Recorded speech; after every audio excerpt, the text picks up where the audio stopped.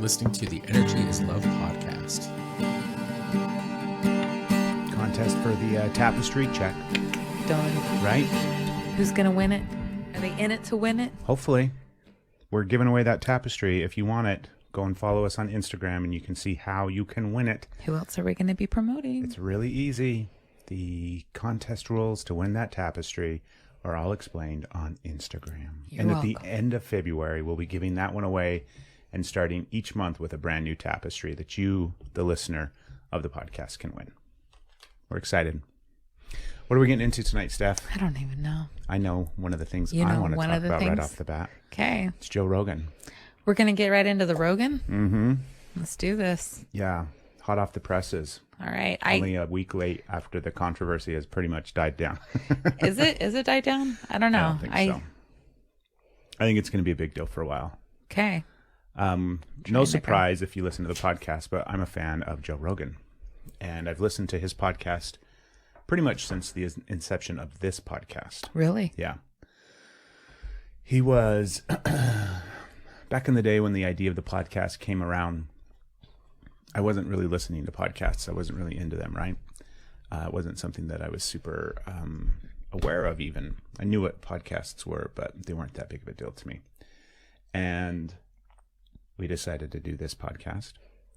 So I started consuming podcasts, one of which was Joe Rogan's, The Joe Rogan Experience. Over the years of listening to him, I've gone up and down in regards to like his content. Sometimes I'm binging his episodes. Sometimes I don't listen to him for weeks and months at a time. It's just kind of back and forth. But at this point, after listening to him for 6+ years, I've come to appreciate his voice and the way with which he shows up on his podcast, as well as the level of professionalism that I believe he brings to some really difficult topics.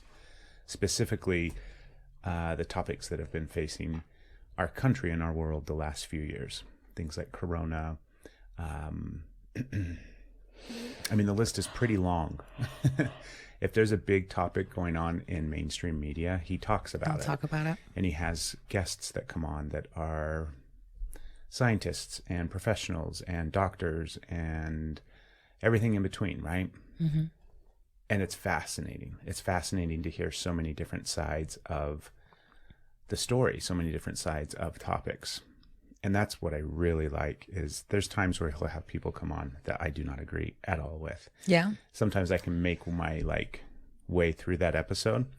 And then other times I'm like, Can't do it. I'm done. I can't listen to this anymore, right? Yeah. But he still has them on. And he doesn't hesitate to hit people. Not hit people. He's not hitting people. He doesn't hesitate. Next Rogan controversy. Right. Punching guests. Punching guests and putting them in chokeholds.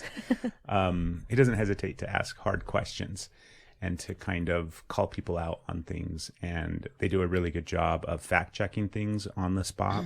Yeah. So I feel like he does a wonderful job of unbiased information, just presenting it. Now, we all know what his thoughts are, but he shares openly those thoughts. And he also explains like, hey, he's a MMA commentator and a stand-up comedian and a podcast host, right? Yeah. He's not a doctor. He's not a scientist. He's not some super smart guy, although I think he's very intelligent and he has the capacity to retain knowledge really, really well. Yeah. But I don't think he's very,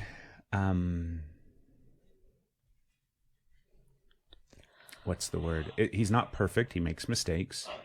He definitely says things at times that I think are inappropriate and wrong. But when he's proven wrong or when he realizes that he's wrong, he makes up for it and he apologizes and he corrects himself.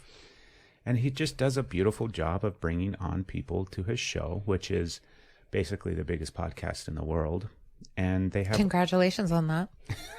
You did it. Joe. It's the best cup of coffee in the world. You did it. That's my rant. Yeah. I like Joe Rogan, and I think he's doing a good job. And I think it's pretty fucked up.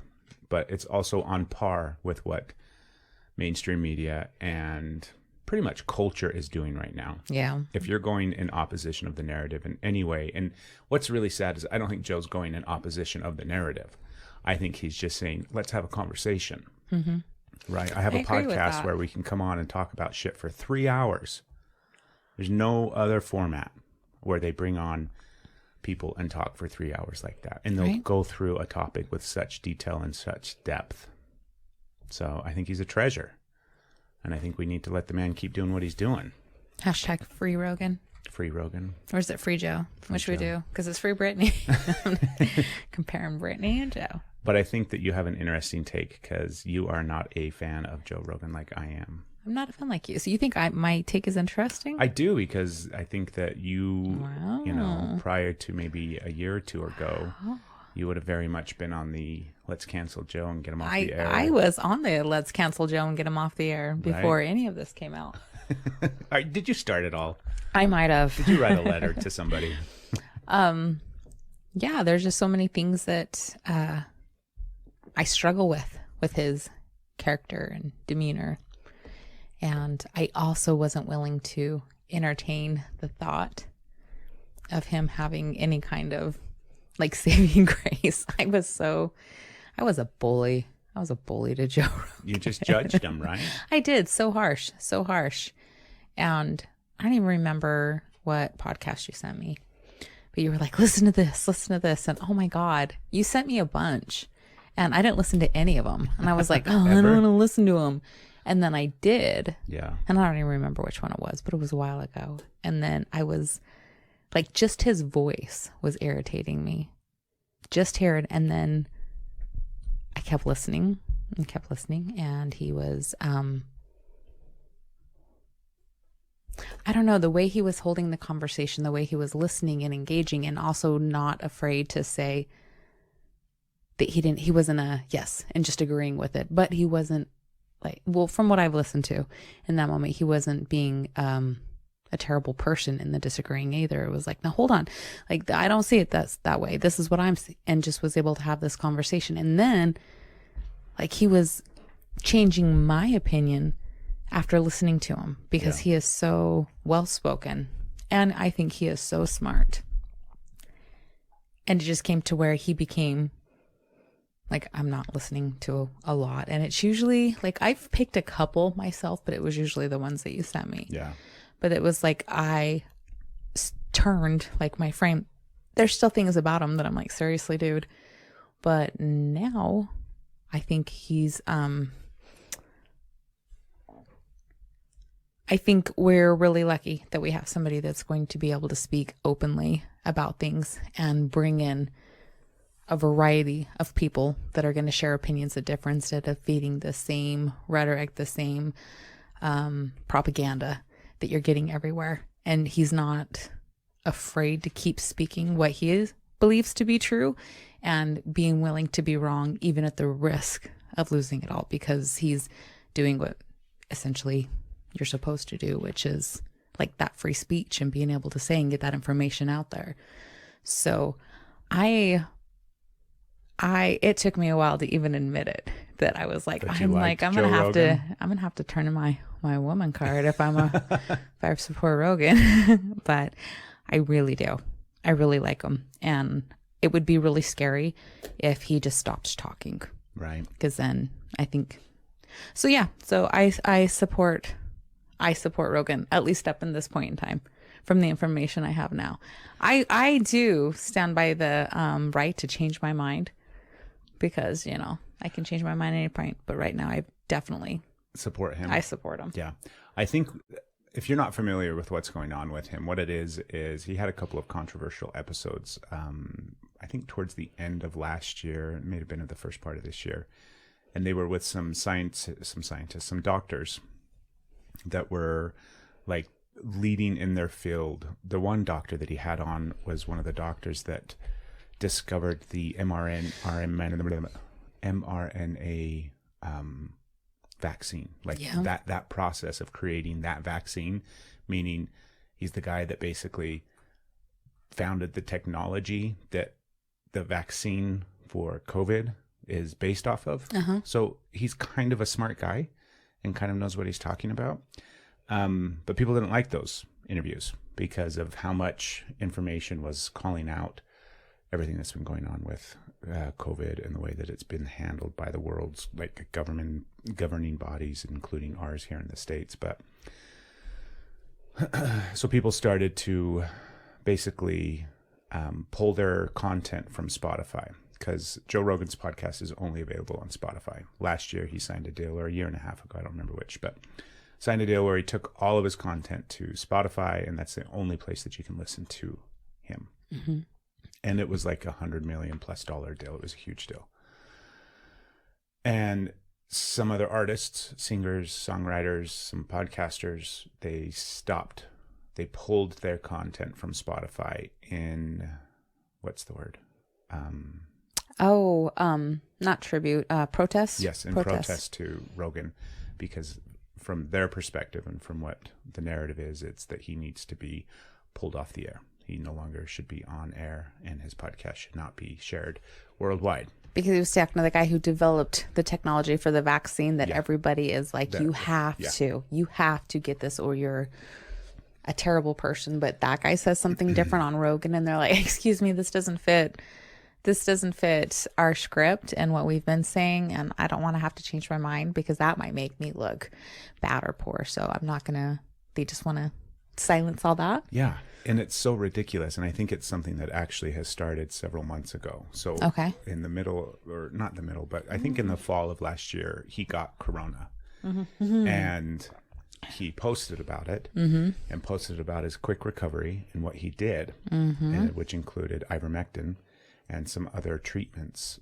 That wasn't the only thing that he did. He did a bunch of other things. And you can go find all of this information, right? Just go to his fucking Instagram account, and he's got it all there. And when he came out with that, meaning like the mainstream media and this big conglomerate of shit that goes on to try to cancel people, starts trying to tear him down. And that, I think, is the beginning of where we're at today in regards to the way that they're addressing it. Probably. Where it's like, let's try this and see if this will work. We'll do the bare minimum. We'll just make fun of him, and we'll make him seem like he's an idiot, right? And then it'll go away. Well, he didn't go away, and he's the number one podcast in the world, and he gets more views than, like, more people are watching Joe Rogan than watching CNN. Right. Or Fox News or MSNBC. And probably if you combined all three of those, he probably still gets more views. So the idea that they could just talk badly about him and lie, like, he's got the mic. They don't, right? That's the whole thing. They think they still have the ear of the world. They don't. Like, if you're going to call him out, he can just wake up in the morning and go to his podcast studio and talk for 4 hours about how wrong you are and how everything that you said about him is inaccurate, and here's why, right? Nobody else has the opportunity to do that. They can't do that on CNN, right? Because it's this little soundbite. So I think that's when it started, and I think it's just ramping up. And I don't think we're done. I could see that. Yeah, I don't think we're done at all.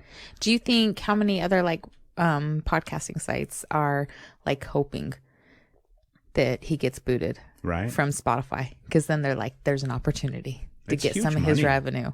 So they're like, come on, Spotify, go ahead. We'll take you, Joe. Yeah. Like, there's a lot of money in podcasting right now. We're here to grab our piece. Right. Yeah. So I don't know. Sponsors tab. I think he'll make it through. Part of my fear is that he will just say, fuck it. I know. Because he doesn't need the podcast. Right. I think he recognizes that it serves a greater good, and I think that's why he continues to do it. But at some point, it's like, why, right? He doesn't need the money. He doesn't need the heartache. He's got plenty of other shit that he loves doing. So I don't know. We'll see. I really hope he doesn't quit. I hope so either. Or I hope so, too. I hope he doesn't. Yeah. But you hear that? Who knows? Directly from us. And we know we have your ear, Joe, so you cannot quit. We had a fun conversation this afternoon, Steph, in the bath. We did. Oh, you took notes. Somewhat. So Stephanie and I had this thought experiment, and this will be something for you to kind of spin with for a minute. Is it the 50-50? Yeah. Okay, I remember. So we're laying in the bath, sitting in the bath, laying in the bath, fucking in the bath, whatever we were doing. And I had this thought of like, how often do you and me think the exact same thing? Like, And I'm talking like literally, like something like along the lines of like, I'm hungry. I wonder if I should eat an apple when we get out of the tub. Like that specific of stuff. Well, we were thinking about tacos. We were thinking about tacos. But that was the thought, was how often are our thoughts aligning, right? Mm-hmm. How often do we cross brainwaves, pause momentarily, think the same thing, and then go about our day, and then come back, and then go about our day, and then come back. And you thought it was what? Well, I had an initial thought, and I thought it was the safe answer, like the chicken shit answer. So I upped it, and then I said, so I went from my what I thought was the chicken shit answer, even though it ended up being your answer. So then I'm like, were we having it right there? And then I was immediately like, nah, that's too. What was your chicken shit answer? It's balanced. So then I upped it to, I think I said 82. And then I was like, wait, no, there's no way. And so then I went down to the 20s because I'm like, clearly I don't know. Because I took my first answer and I said, nope, that's not it. And then I kept trying to find it after that. Did 82 seem too high? Yes. You think? Yeah. What do you think the possibility of us, by meaning humans, have that? Like, let's imagine there is only 5 million thoughts and the thought creating machine is broken. The dandelions are broken. And we can't create any more thoughts. So these 5 million thoughts. We only have 5. It's like the water we have on the planet is the water we have on the planet. The thoughts we have on the planet is it. Okay. We're gonna pretend that. Right. Okay. So that means that we all must be sharing thoughts at time to time. But you realize that you're proving your point with a hypothetical question. In what way? You're pretending that there's only 5 million thoughts. Yeah. I'm not following.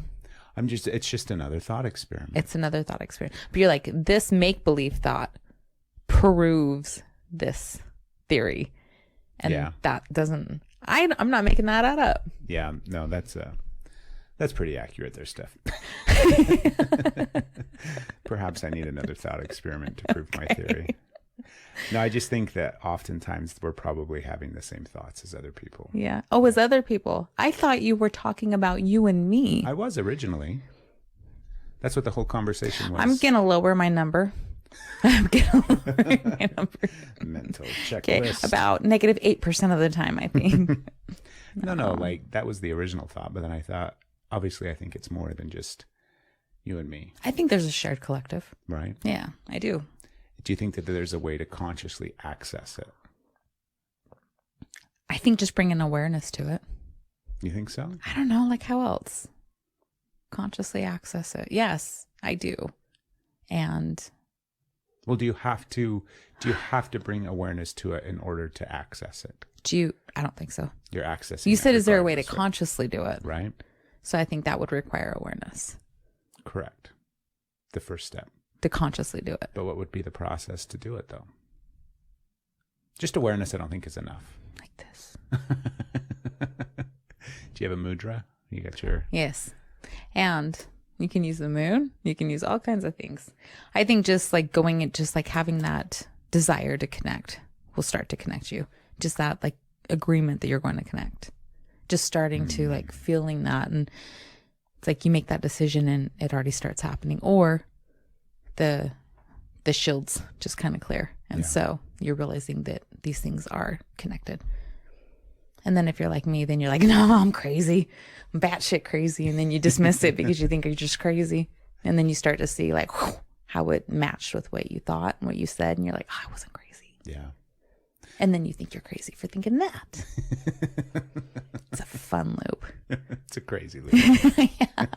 It's Fruit Loops. It's Fruit Loops. It's Fruit Loops. Oh, goodness.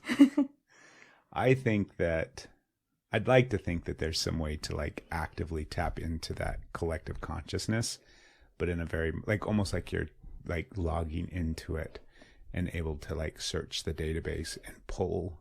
Yeah. You know, I'm working on this project. So in order to complete this project, I want to be able to tap into the collective consciousness and pull creativity, insight, and ideas for this type of project or this type of thought experiment or this type of experience. Okay. Do you know why I think you can? Oh, why you think you can? Yeah. Why do you think you're doing that already? Here's just like a little simple explanation. You're working on this project. You're doing like a creation, an invention. You're like, that is a good idea. And then you go to see if it's been created. Mm-hmm. And then you see that it has. Ah.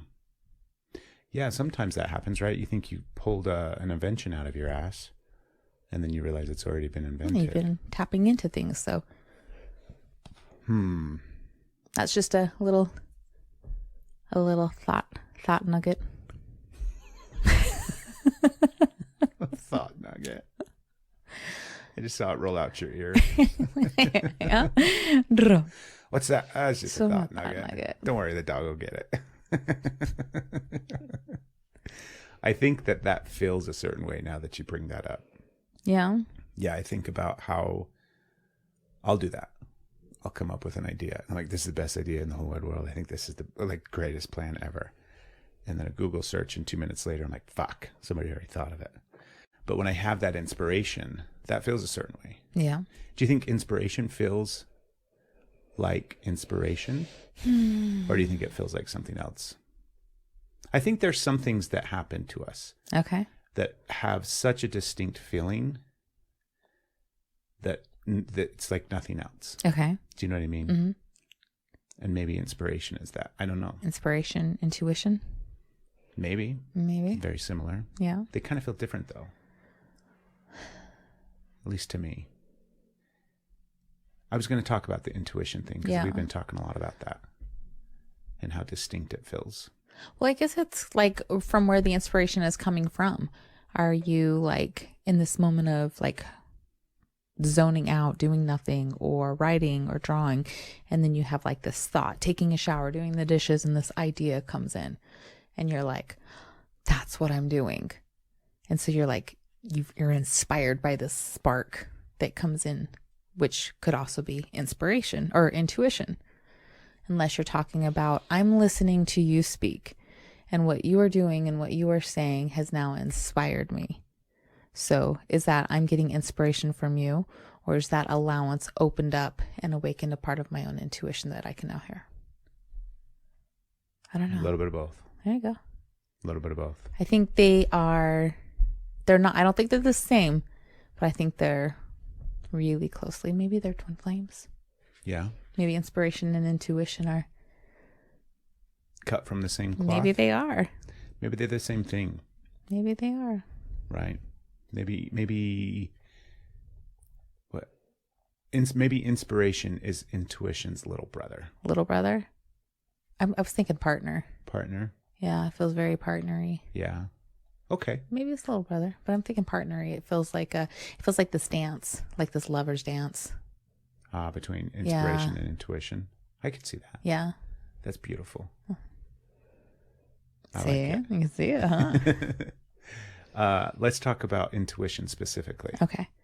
Because we've had some really good conversations about that lately. Okay. Have you sat with it since our conversation? I must be getting in bad pain right now. Oh, here we go. Oh, I'm trying to pull my ribs out so it doesn't hurt. What do you think that was? I don't know. But Do you it's want to know like my it take really on hurts. it? Sure. Give it to me. Give me your take.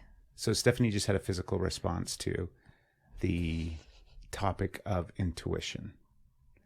And I think you are currently, present moment, in the midst of trying to, like, not just decipher, but you're really trying to learn what your intuition is. And it's hard because you're trying to learn what it is, and you're trying to learn how to trust it and how to feel it and how to follow it. And those things are really challenging. So as soon as the topic comes up, your body immediately goes, let's prepare ourselves. Batten down the hatches. Is it intuition? Is it fear? Right? Is it chocolate? Is it poop? You gotta be careful with those. I think that feeling you just had in your body was fear. Yeah. Fear going. What if it was poop? You're such a dork. You love me. So what came out, or what came up? That one was you. What came out? What came up for you after we had the conversations around intuition?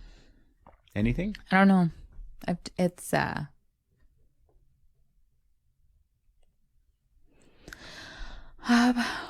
Babe, we've had so many conversations lately, and so many big things have come up that when we're not in those deep conversations, I'm kind of like turned off.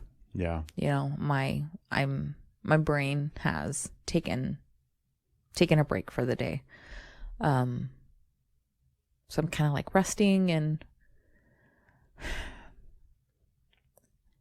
the thing that really, and it makes me mad, and I don't know why I'm mad. I'm actually not mad. So I don't know why that was my reaction right there, and why I felt like angry is what I had to get.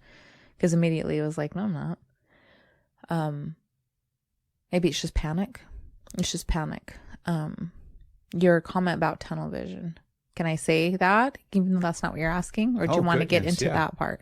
No, because it's what you were talking about, right? Yeah. What stood out for you? That's like hit more of when I can only see, because it's I'm definitely a person who finds himself in double binds quite frequently.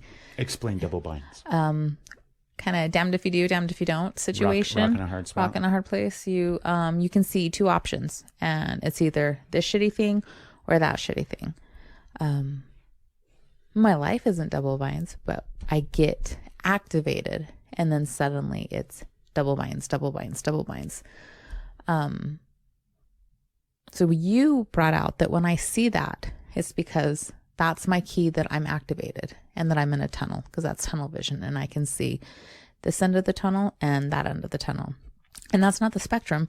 It's not those are the only two, but there are so many more options, but I can only see these two things. So that's how I can start to regulate my body and be like, oh, this is activation. I'm having a hard time. I'm getting like weird, like hiccupy burp things, and my body's trying to. Your physical body is so amazing. Stop me. Right? I'm like, why? We're friends, aren't we? Keep walking, and it keeps walking behind you, tripping you. Exactly. It's that asshole friend that keeps snickering and kicking your heels out from behind you.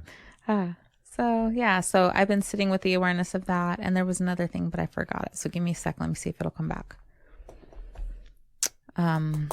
Oh, I almost had it. Oh, it's just getting farther away. I'm chasing it, and it's like, aha, you'll never catch me. I hope you say it, and I can be like, that was it, because it was about intuition. There was some other, I almost had it. Damn it. Some other awareness that I have with it. With the intuition. Yeah.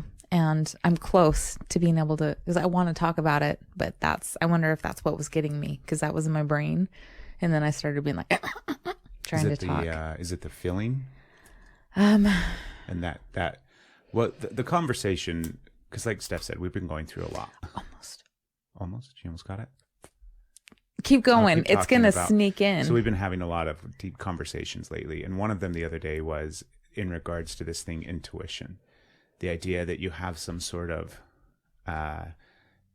deep-seated thing inside of you, whether you want to think of it as your inside your physical body, inside your spiritual body, whatever it is, you have this thing inside of you that is a guide. And it doesn't honestly matter how you view it. You can view it as a little man inside of you that's a guide, then telling you where to turn and where to go, or just a knowingness or a sense. But the idea is that when that intuition is, when it goes off, it feels like nothing else that I've ever felt before. Like for me personally, when my intuition goes off, that does not feel like anything else. That doesn't feel like when I'm angry. That doesn't feel like when I'm horny. That doesn't feel like when I'm sad. That doesn't feel like a warm summer day or winter, cold outside. That only feels like that thing. Yeah. And I didn't ever really realize that. But every single time I can go back and think about following my intuition or having the sensation of knowing what I should do or where I should go, and then going in the opposite direction of that, that feeling is there. That feeling is present. So for me, what I've been doing over the course of the last few weeks is bringing awareness to it and then going in the direction of it. So if I'm presented with a choice,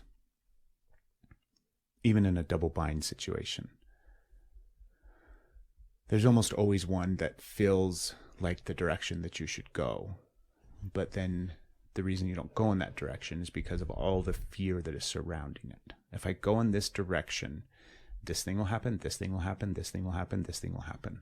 It's like booby traps. You're standing in the center of the tunnel and you look to the left and you look to the right. And one of them is one that you think you should go. But when you go towards that, which your intuition is pushing you that way and you can feel it, suddenly all these booby traps pop up. Because our thoughts go, if you do that, this is going to happen. You know, if you go down this path and then it's just one thing after another, right? One booby trap trips the other one, trips the other one, trips the other one. Next thing you know, you're dead. Oftentimes that's what it feels like, right? Some catastrophic thing will happen in my life, which will basically be like me dying and or feel exactly like death, or I will actually just die. Think that all the time. Right? All the time. It is literally life and death situations. So that are not. That are not. And so for me, that intuition feeling, even when it's pushing me in the direction of the really, really hard thing, I have to lean in and do that. Because every time I've done that really, really hard thing that all those booby traps were set up around to keep me from doing, I still did it. Or I didn't do it all the time. There were times that I didn't do it. But every time that I did do it, some of the booby traps went off. Like some of those, that's what's really shitty, is not all of our fears are unrealistic. Right. Right. Especially when you've had a fuck ton amount of trauma and things that have happened that are unrealistic. Yeah.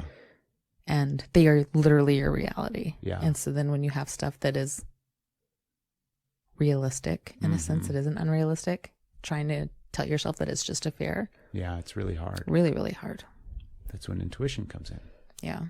And if you can learn to trust that feeling and go towards it, even against the pain, even against the possibility of death, I believe, at least from my experience, that takes you into the light.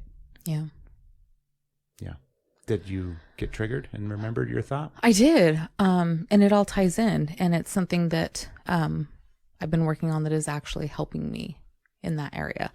I have been bringing awareness to it'll tie around, but to like conversations and arguments and events that have not happened, are not happening. And yet I'm like in it.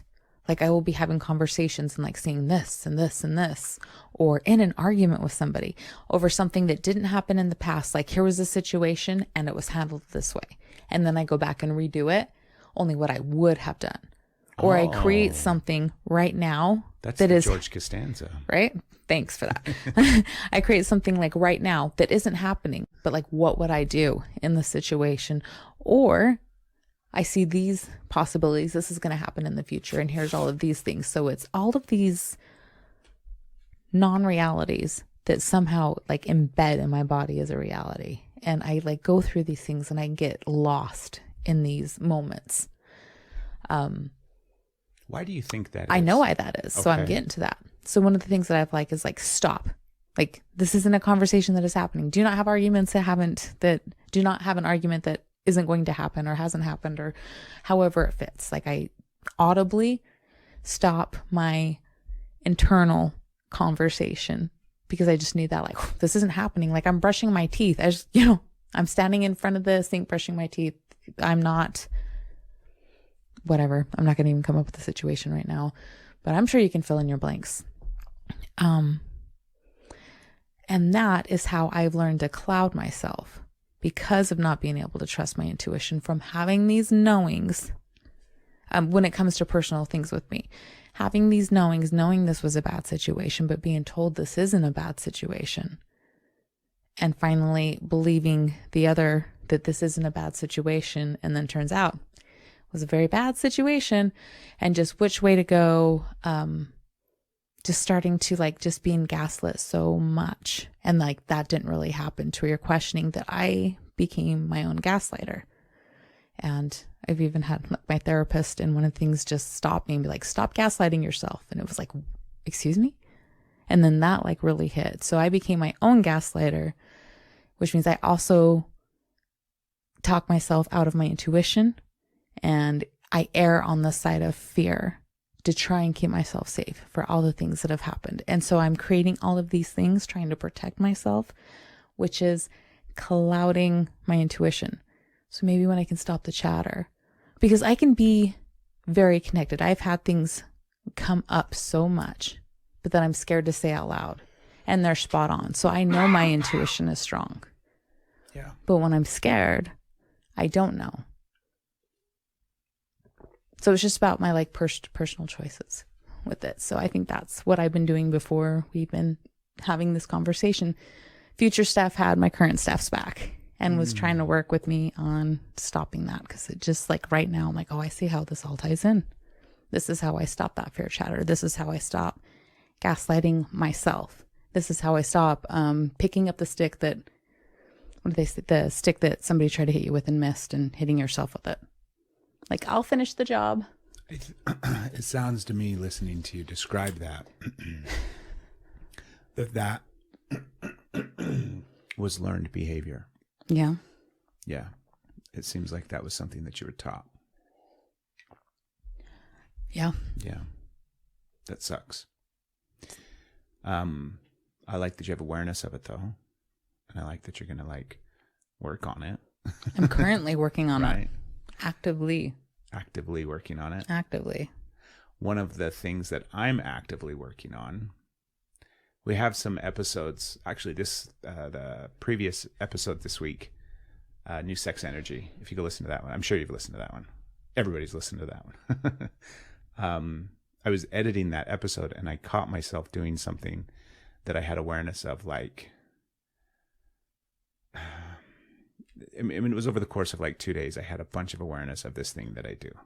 And the thing is, help me out here because it's still kind of cloudy. I can grasp it for a minute and I think I have it figured out, but then I kind of forget. So the idea is that I will have something to say.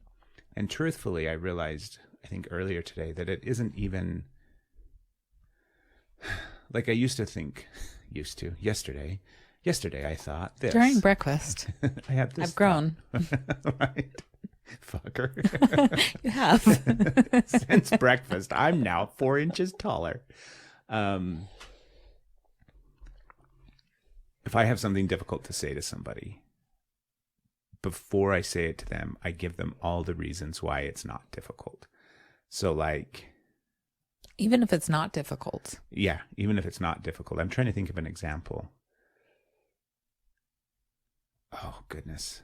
My belly just went off. Okay, so the example that I was thinking of was yesterday I was hanging out with our kids, and we were on a podcast. Yeah, we were on a podcast, The Anxious Redhead. You should go find it and listen to it. It's a great episode. And because we were on that show, I pulled some content and I created a little thing for Instagram, part of which was, I don't have a booger, do I? I don't see one. Your hand's in the way. Okay. Was her thumbnail from her podcast. So her picture on her podcast looks just like one of our daughters. And so I wanted to mention that to said daughter. And when I had the thought of telling her that, the next thought was panic over, I didn't want her to hear that I thought that she looked like this other person, in case when she saw the picture, she thought that the other person, you know, wasn't attractive or something. So then she'd have this internal dialogue of, my dad thinks I look like that. So that was my thought. And then my next thought was, I will say something to alleviate that from happening so that she doesn't feel those bad things and can just see that I thought that she looked like this pretty picture of this girl. So then I go ahead and I proceed with explaining the fear that I hope she doesn't get. And instead, this is what I'm trying to say to you. And she's like, well, I wouldn't have even thought the other thing until you started telling me. And now that's all she can hear. And I listened to our podcast because I was editing it, and I heard myself do that to you a couple of times, not just once. And then like later in the day, I did it again in the kitchen, and it just is so profoundly hitting me how often I will basically present what it feels like. And this is actually really sad and it hurts. What it feels like is I basically give the excuse to speak. It's like, I have something to say, but before I say it, here's the reasons why it's okay that I'm speaking. So then that way you don't get mad at me and hate me and stop loving me. Yeah. Because I realized it wasn't just this stuff that I was afraid of. Sometimes I'll do it. I've been having a lot of epiphanies lately. And before I go to share it with you, I'll always give this explanation that kind of like literally just is like making it safe for me to speak instead of just speaking. Because I am safe to speak in our relationship. Yeah. I'm safe to speak in my life. Like nobody is, physically threaten me after I speak or say something. Let them try it. Is that Popeye? Yes. If you're just listening. I like spinach. She's rolling up her sleeves. So that makes me really sad. The idea that I have been so afraid to like speak and so afraid that what I have to say will cause people to hate me and not like me and not want to be around me. So then I'm like, hey, I have this thing to say that I think will make you really happy. But before I say it, please don't think all of these things that I'm afraid that you're going to think. So I go ahead and I implant this thing inside of them. And now that's all they can think is the thing that I said before, and not even pay attention to the thing that I was trying to say. So it's like shooting myself in the foot even before I get started. It's a behavior that I'm not very fond of. It's not yours either. It's not mine. Yeah. You're right. It's not. Yeah. But it's really hard to see that still. I know. So these are two things that Stephanie and Craig are working on. It's of a list of about 1,000 fucking things right now that we're working on. When is it going to stop, you think? My therapist does not give me a happy answer. Yeah, it never stops, huh? So she's like, what do you think? You're just like, you should be done already? You should just be done? Yeah. Like, yes, as a matter of fact, I do. That's why it's so important to take days like we took today where we just relax. Yeah. Because you have to, right? I mean, you just have to. Otherwise, you die. You die? Right? You want to live a long, happy life? Take a break. Take a break. Relax. A break. Take a nap. Get in the bath. Get in the bath. Go Get for a into walk. bed. I know. I'm like, I'm going to go to bed early tonight. You think so? Yes. That was Got a couple more. disappointing. You're like, you think so? Really? You think that's in your cards? How are you going to pull this off, little missy? God is my witness. I'm fucking tired. Can you tell? You're a little sleepy. Jesus. Are you drinking some sleepy time No, tea I'm over there? actually drinking like double caffeine tea. I've got matcha and yerba mate and everything trying to wake up. It's not working. Yerba mate? I think that's what it's called. Do we have that? In this. Oh. It's in the tea, the energized tea. The energized tea. Mm-hmm. Do you want some? Mm-mm. It's not waking me up. The first time I drank it, I thought I was going to walk on the ceiling. The second time I drank it, not a thing. Not a thing. I think I just had the one that actually had the ingredients in it. So I have this last crazy concept that we'll talk about. Okay. This is one of those thoughts that is formulated in my brain, and it actually stemmed from our conversation with the guest that we screwed up some audio on a recent interview, and unfortunately we're not going to be able to share that episode just because the audio was nightmarish and did not work. But anyways, stemming from that conversation, I had this thought surrounding like the time that we're born. So I'll just try to explain it in this fashion rather than trying to tell the story of how I had the realization. So my thought is, the day that you're born, you go backwards in time 3 years from that date. Okay. And you go forwards in times 3 years from that date. So 3 it gives years? you a 6-year time period Okay. of people that are quote unquote in your generation. Okay. So during like that time frame, those 6 years, right? So for me, it would be people born from 1978 to 1984. Mm-hmm. Is that right? Yeah, that's 6 years. So everybody born in that time period has been traveling together, Generationally. right? Yes. So think about it totally from like the energetic standpoint Yes. too, right? So even though I may not have been embodied in this body, you know, in 1978, I bet I was like on deck, right? probably hanging out in the waiting room to come down. Okay, see, I understood the baseball. Now you just threw the waiting room in there. So, like, I don't think there's a waiting room in baseball. It's called a dugout. No, you said that's the hole. No. No. On deck and in the hole are two different things. Yeah. Isn't the dugout in the hole? I'm getting hard. If that answers your question. Okay. There's too many analogies. It's just yesterday that I learned that on the deck and in the hole wasn't about a boat. Wasn't on the deck or on the deck, yeah, or in the hole. Hole, Hull, hole. So the boat. So then you just said, I don't remember what you just said now. What was the other reference? Waiting room. Waiting room. Yeah. And I was like, excuse me. Excuse me. I just understood. So the idea is that you travel with not these six people, but this 6-year time span of people.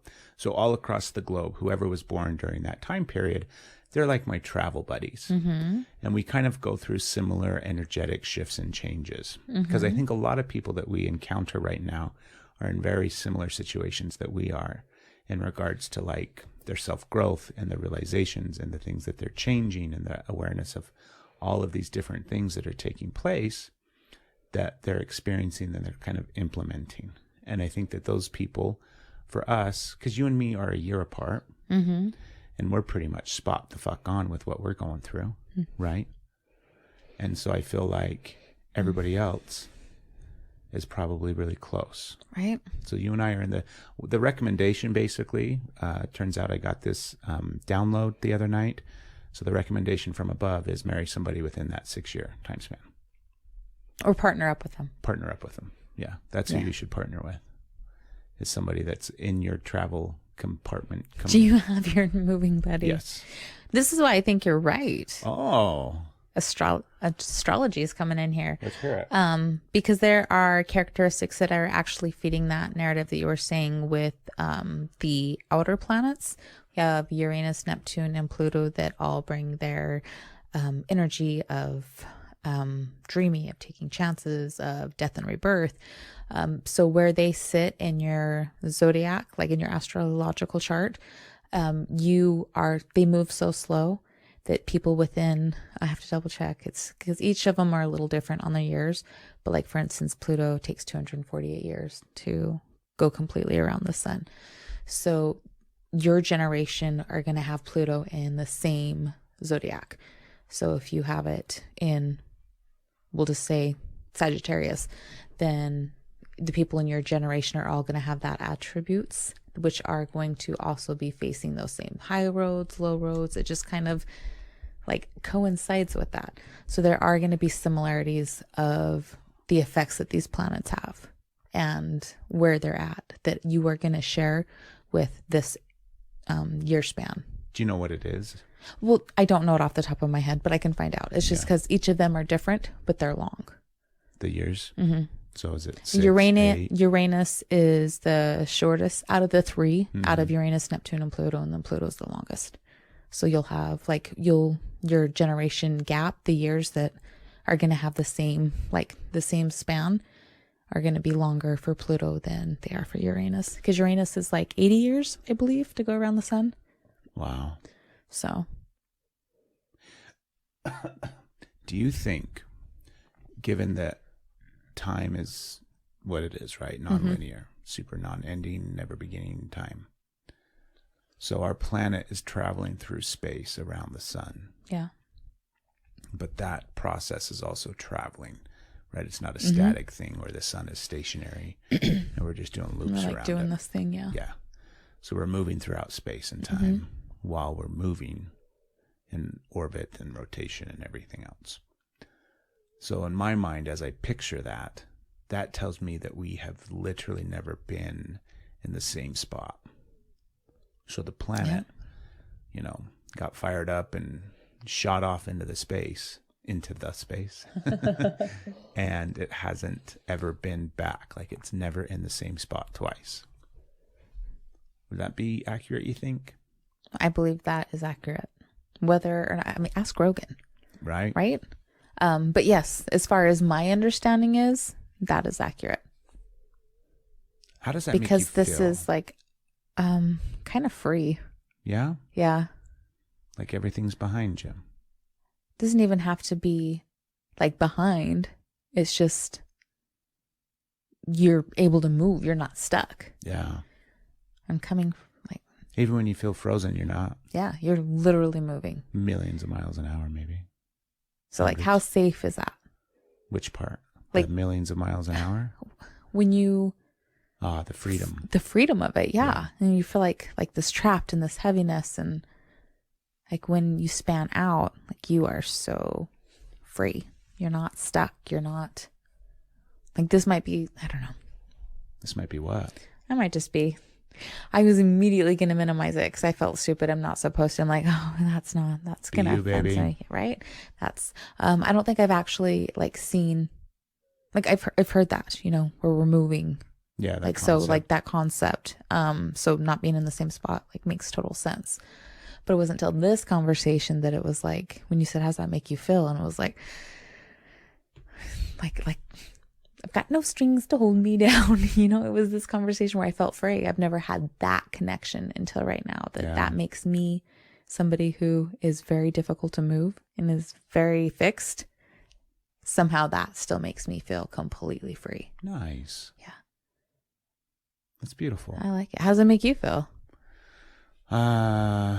Scared, honestly. It makes me feel a little kind of nihilistic where, you know, I don't know, there's part of me that, maybe it's this meat sack part of me, but it's like, I love the expansiveness of time and the never-ending aspect of it, right? Yeah. I think it's beautiful. I love the warm, fuzzy feeling of this energy that Craig is right now, you know, exists everywhere and all that jazz. But that's also like really frightening of the concept of endlessness, of infinity, kind of feels overwhelming. Yeah. If you think about it. You know, I guess it's probably, I don't know, I'm thinking about how difficult life is. Yeah. And I love how beautiful it is too. Don't get me wrong. But at some point I'm like, I don't want to do this for infinity. Yeah. Do you know what I mean? Yeah. Like, this shit's too hard. Yeah. You know? Like, if this was my Groundhog's Day, fuck that movie. Yeah. You know, fuck that. That's too much. So I don't know. I guess it's okay that I feel sad. It is okay. Or scared, right? It is okay. It just is what it is. It feels overwhelming to me. We are Siamese. we are on the same wavelength with that. You and I? But on, like how sometimes we are on opposite ends. It's to where I have felt hopeless. Fuck. And not able to, like, and just wanting to be done because this is, and that to me, like, this is it. I will, like, forever be stuck here. And that just was like, whew, I'm never stuck. Listener, Barb, I'm talking to you right now. Stephanie and I have been having some awareness lately about sometimes her and I land on opposite ends of the spectrum, kind of in life and over the course of our lives.